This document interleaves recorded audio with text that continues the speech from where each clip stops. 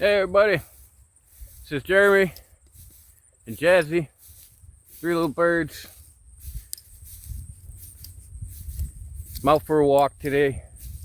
Haven't made a video in a while.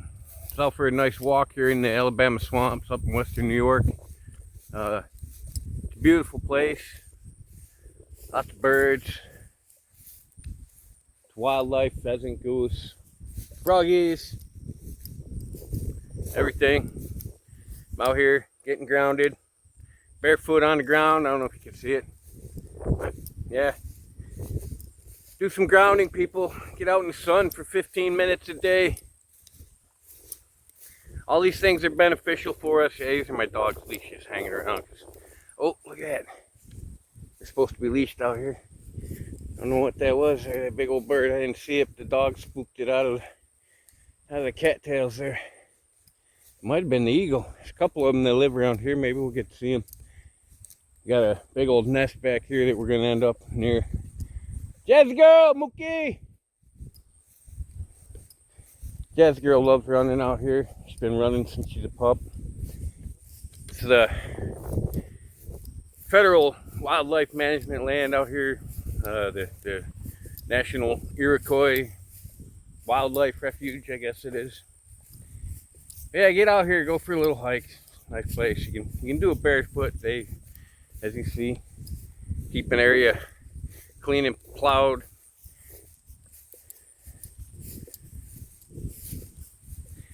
But anyway, I've been thinking about a lot of this new executive order that Trump has put out to curb homelessness and things like that, and specifically in places like San Francisco and whatever, but big cities, keep people from sleeping on sidewalks and streets and underpasses, bringing blight to the city, as they call it, right? But that's gonna make people like me who I guess live the van life. I don't know if you can see my little RV way up there, but it's up there. It's parked in one of the little spots you can park around here before you go for your walk. Mookie! Hey! Mookie! Hey! Wait for us. Come here. Try not to let dogs get too far away, because then they get used to it. Then they'll be gone for an hour. I have to sit somewhere and wait for them. But there's Jazzy girl. She loves being in the water. She just runs in and out of it for the fun of it. We're out in the morning, trying to beat the heat. It's going to be 90. Right around 90 today. But anyway, this executive order is going to make like nomads and boondockers and traveling folks, people that sleep in their vehicles. It's going to make you a criminal almost. It's civil infraction in places for sleeping in your car now. You see a lot of, like even Walmart, they put no RV parking, no overnight parking signs up. It's to try to deter us from using them places to park. That's where the cops will tell us to go. I don't know if you ever slept in your vehicle and had a cop out of you. But yeah, if you're sleeping somewhere they don't want you to be, they'll tell you to head out into Walmart or Target, Kohl's parking lot, a big development, plaza, whatever.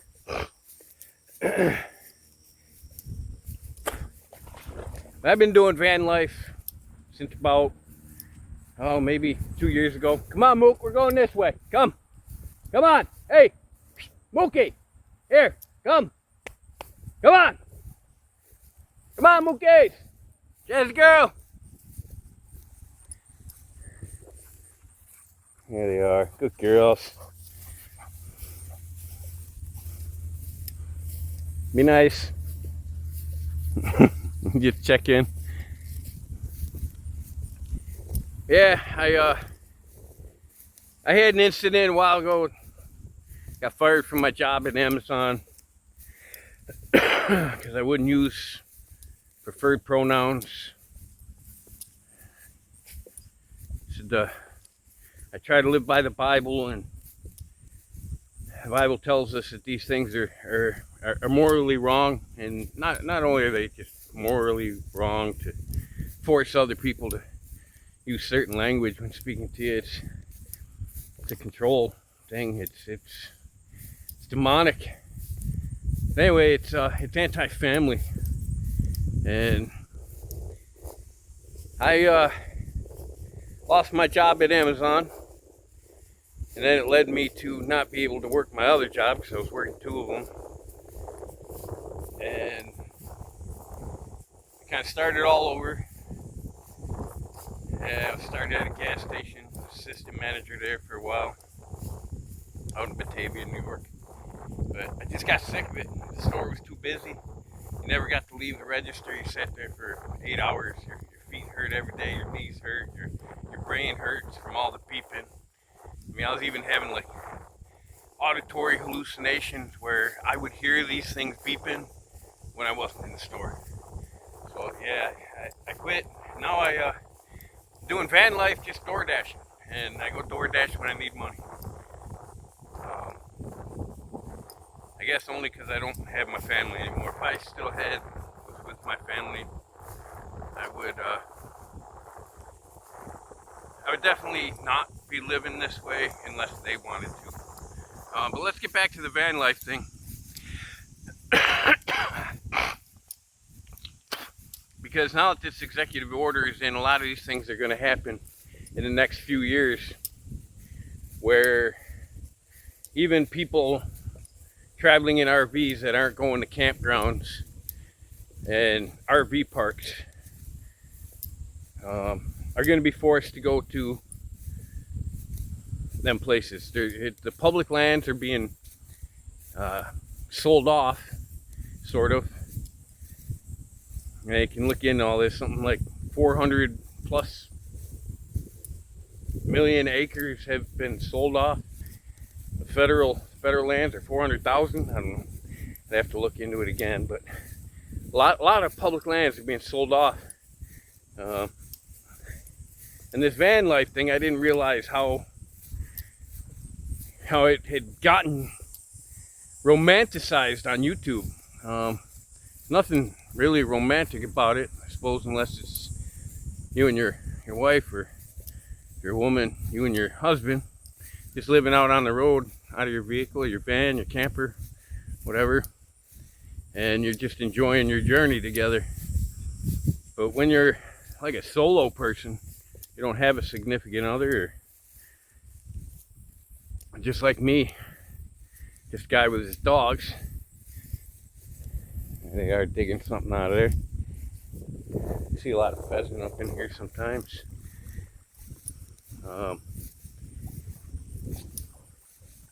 We're becoming criminals, and yeah, I know society frowns on people that do this van life thing, you know. Why don't you go get a job? Why don't you do something? I do DoorDash when I need money. You know, there's something wrong with this society now that I don't even want to be a part of it. If I had my way, I'd go up in the mountains and just claim a little plot of land like back in the days, and that would be that. And I would just chop down some trees, build myself a cabin, chop up some wood, keep warm, plant a garden, grow some chickens. Yeah, I would definitely do the homestead thing.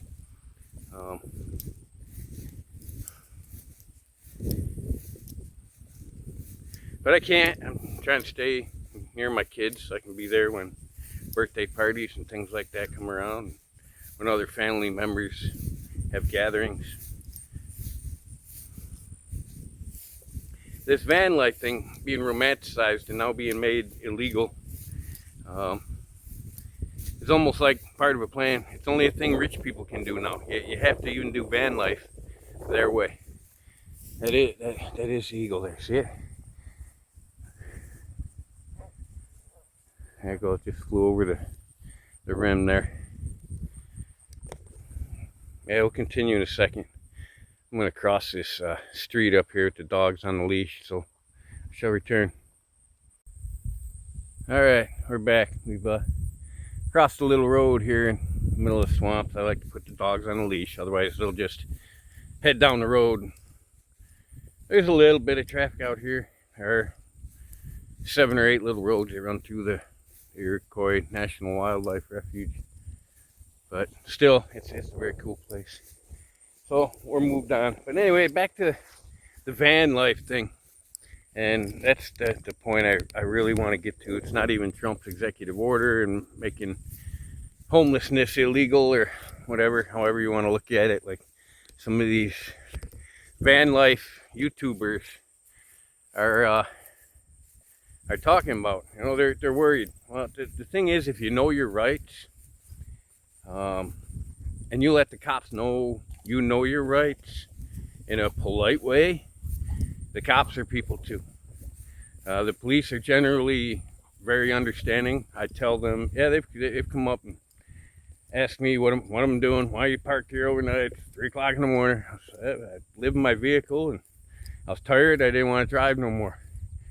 So I had to stop somewhere and sleep. And I tell them, you can't really make me get on the road when I don't feel like I'm in a condition to drive. And that's not a crime. You can pull over on the side of the road and park your car if you're not feeling well, and you can stay there until you feel better. And they have to give you that freedom.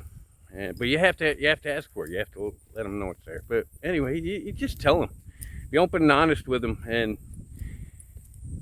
if you're not a jerk about it, like I'll give them my ID. I know some of you are like, I don't know, it's privacy. They don't need to see it. They generally just look at it to see if it's you. They get your name, see where you live, whatever address is on your ID.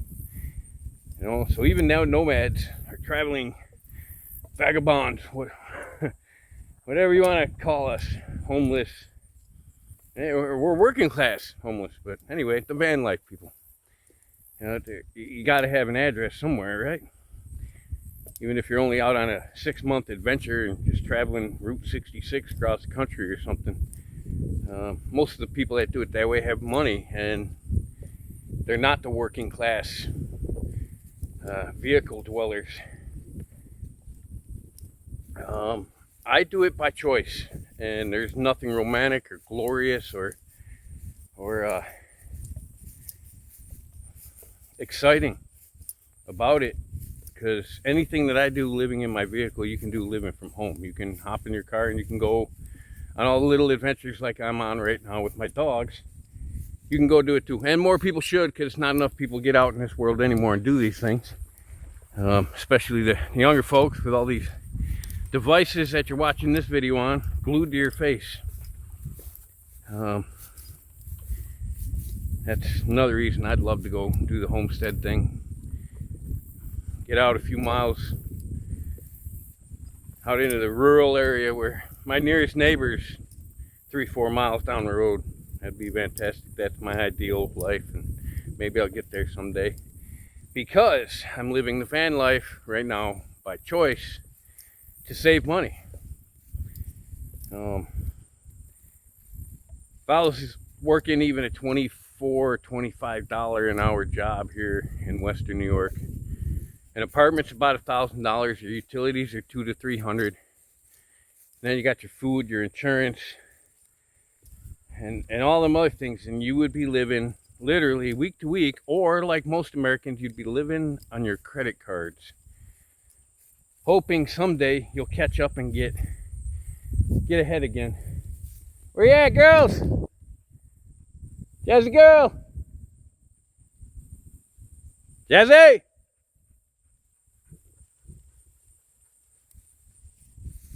Oh my goodness, look at her. She's way up there. What are you doing way up there already? Get over here. Hey! Jazzy girl! Come on!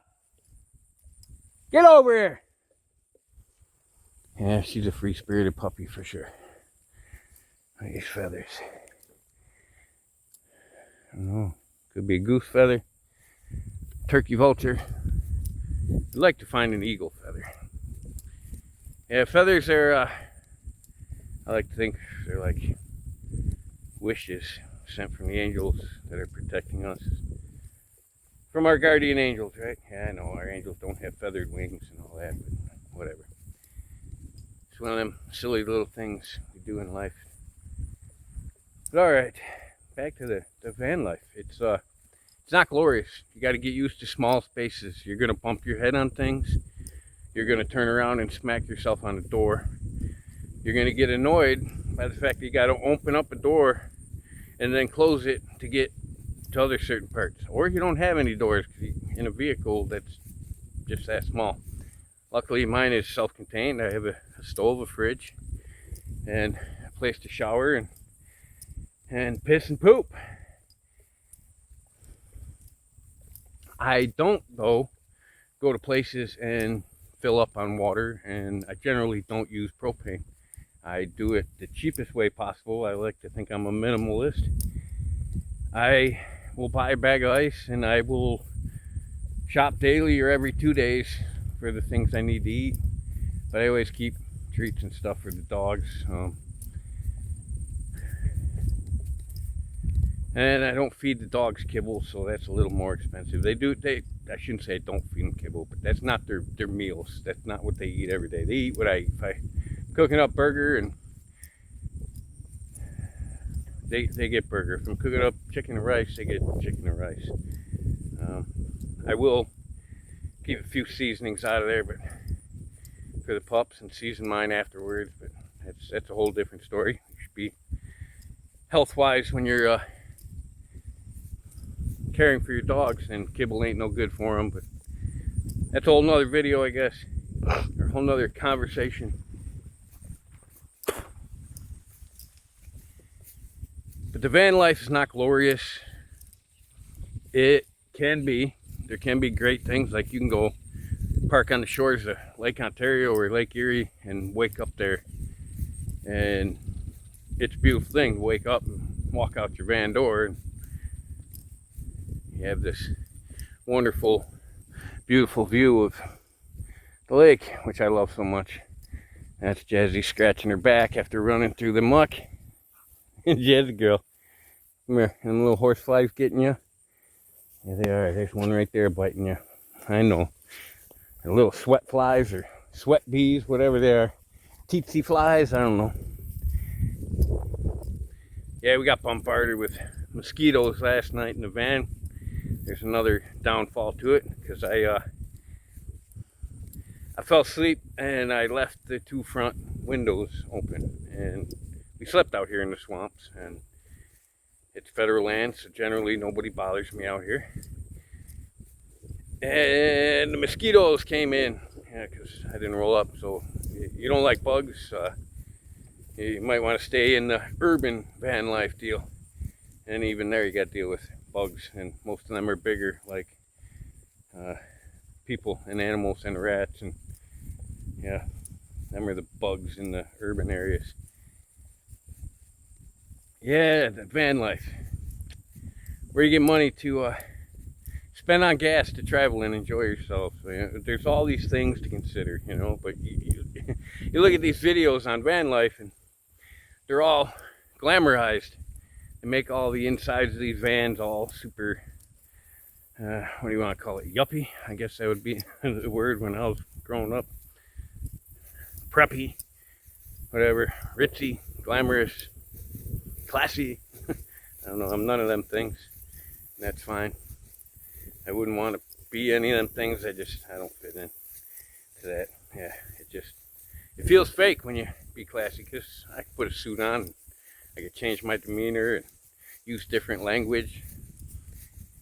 But if you've been around people that have money, or they're the bosses, or they're at the top of the chain in your place of employment, they carry themselves different, they talk different, all that stuff, and you have to become that to be that. It really is that simple. But I wouldn't want most of their lives. They get all this, there we go. Got the eagle out there. Or was that a heron? No, that's the eagle. Going after some. Look at it. Oh no, that's a heron out there. I don't know if you can see it. Sitting on that dead tree there in the middle of the swamp. Right on the right side branch sticking out there. All kinds of wildlife out here. See, there we go. What do we got there? Just chilling. Yeah, it's beautiful out here. So get outdoors. All you people doing the van life, it's stressful.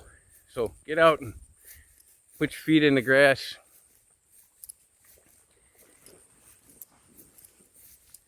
Get out in the sunlight.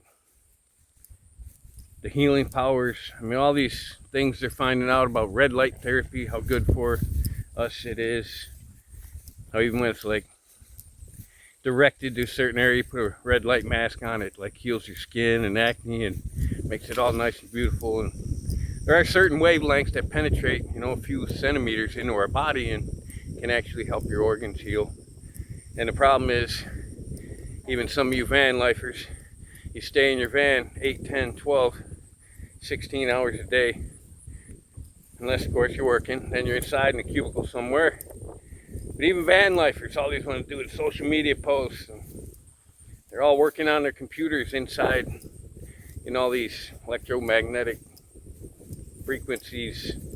What do they call them? EMFs or whatever. I don't know. All these things are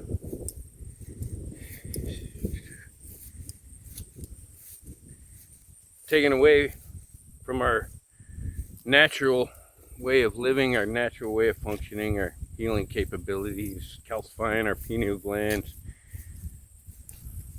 So much to it, people. Even for you van lifers, it should be more about life in general than just van life. Living in a vehicle, it should be allowed. Not everybody's going to do it, you know, so they don't have to criminalize it. They don't have to make it illegal or a ticketable civil offense. And as for the homeless people that are out there, we should be doing something to help them. We can give billions of dollars away to other countries to help kill people. We should have some money stashed somewhere, or be able to be printed up so that we can save ourselves and our fellow Americans. But yeah, that's just my theory on it. But the van life, man, it's rough. There's even after I've been doing it for 2 years now. I first started in a little cargo van, a little Ford E250, little white van. It was empty. It was a work van.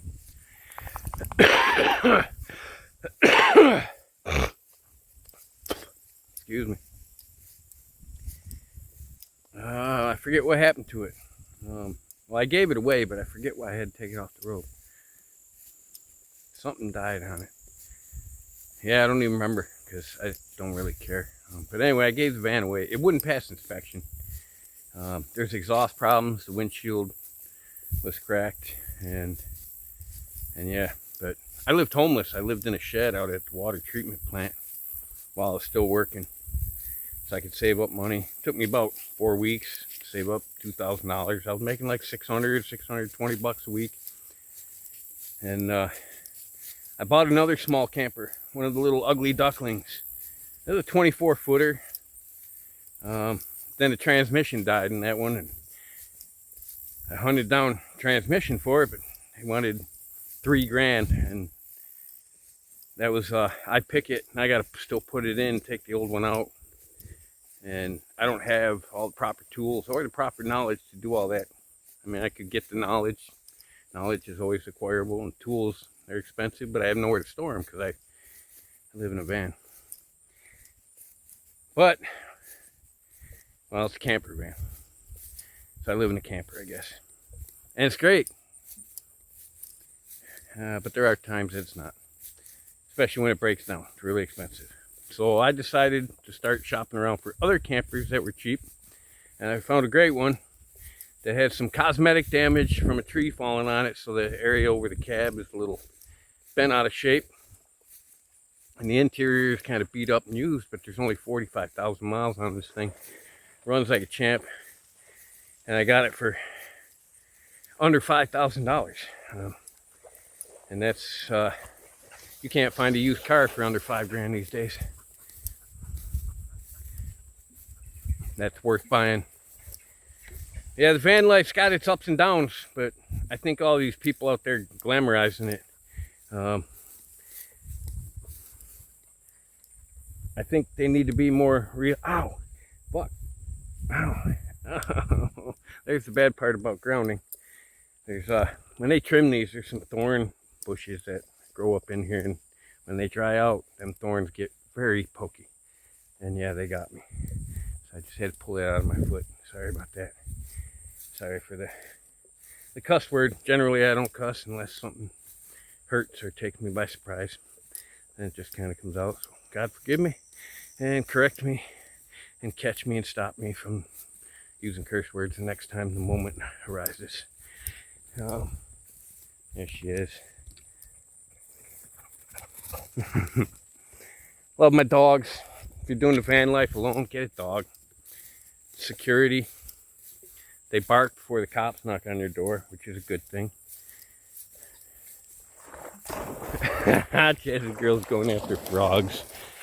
You gotta love it. Look at this place. Look at this.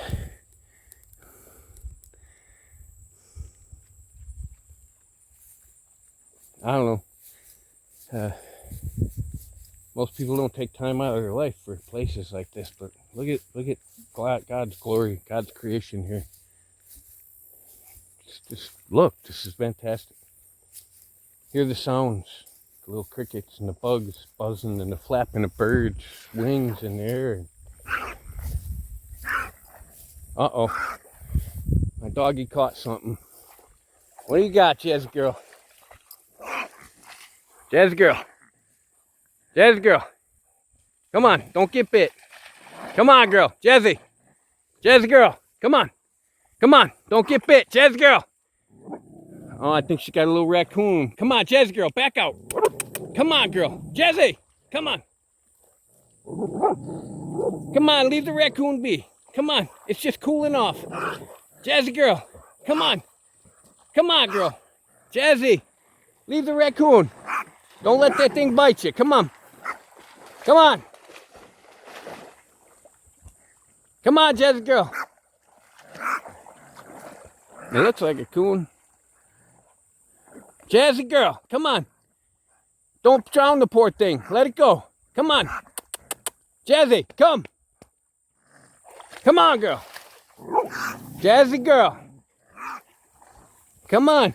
Good girl, Mooks. I'm surprised you're not out there. You're the one that usually chases the critters. But yeah, Jazzy's facing off against a coon there. She's not hurting it, but I don't want them to. And I don't want them to get bit. Because, like I said, your dogs are your best friend. And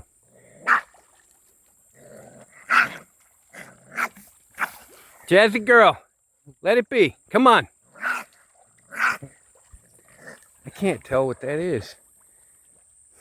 Come on, you two. You're going to kill the poor thing. Come on. All right, I'm going to have to intervene. So I guess this will be the end of the video before my dogs kill this poor animal. Yeah. Mookie just went after it. Mookie, stop. Be nice. Stop. Stop, you two. Come on. Ay, ay, ay. Bye-bye, everybody. God bless.